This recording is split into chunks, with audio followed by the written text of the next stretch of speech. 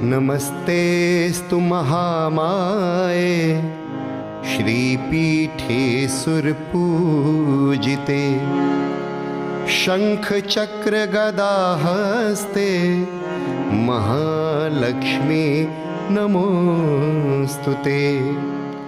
नमस्ते गरुडारूढे कोलासुरभयङ्करी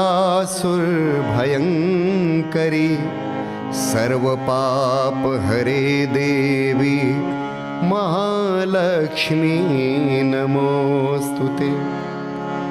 सर्वज्ञे सर्ववरदे सर्वदुष्टभयङ्करी सर्वदुःखहरे देवी महालक्ष्मी नमोस्तुते।